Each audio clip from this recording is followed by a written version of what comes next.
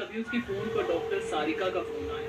Hello जी, miss Sarika बताइए, मेरी wife की सारी रिपोर्ट्स नॉर्मल तो है ना?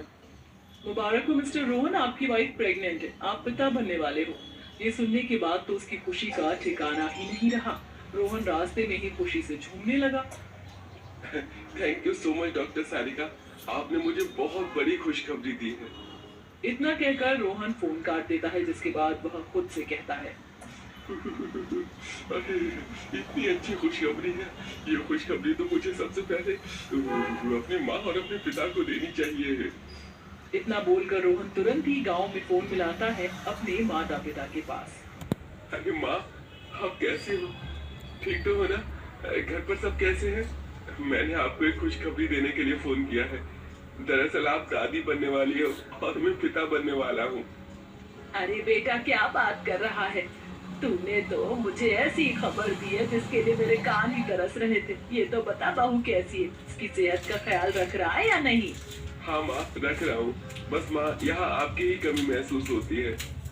माँ बेटे में प्यार भरी बातें होती है और कुछ ही देर में फोन रख दिया जाता है, जिसके बाद गंवार ससुराल वाले गांव में अपने घर के अंदर अंगीठी के ऊपर हाथ सेकते हुए बातें करते हैं।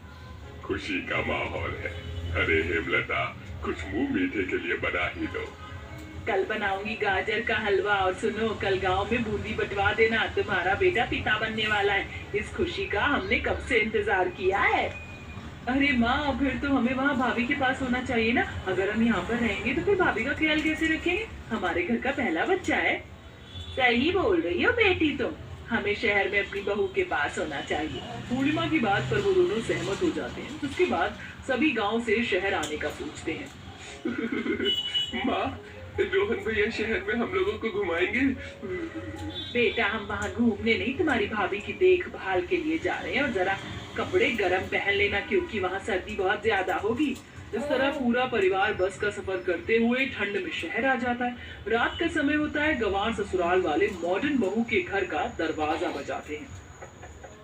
अरे सुनो वैशाली, तुमने हमारे अलावा भी किसी और को बुलाया है क्या आज घर पर? तुम्हारे घर की बेल बहुत देर से बज रही है। लगता है स्वीट हस्बैंड आ गए हैं।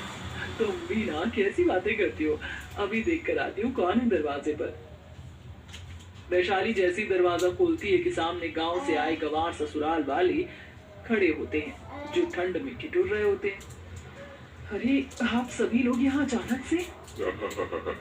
अरे बहू, बाहर ही खड़ा रखोगी या अंदर भी बुलाओगी? अरे यहाँ तो गांव से भी ज्यादा ठंड लग रही है। हाँ हाँ, क्यों नहीं बाबूजी, अंदर चलिए। बाहर सच में बहुत ठंड है। वैसे आप सभी सही समय पर आए हो, हम सभी खाना ही खा रहे थे। वैशाली के कहने पर सभी घर के अंदर आते हैं। मॉडर्न बहू की मॉडर्न सहेलियां गांव से आए गंवार ससुराल वालों के हुलिये को देखकर मन ही मन हंस रही होती हैं। आप सभी यहाँ बैठो, मैं आपके लिए खाना लेकर आती हूँ। वैशाली खाना लेकर आती और डाइनिंग टेबल पर लगा देती। लेकिन गंवार ससुराल वाले ठंड में ठंडी जमीन पर ही बैठकर खाना खाना शुरू कर देते हैं। अरे आप लोग यहाँ क्यों बैठ गए? जब डाइनिंग टेबल है तो डाइनिंग टेबल पर बैठना चाहिए ना।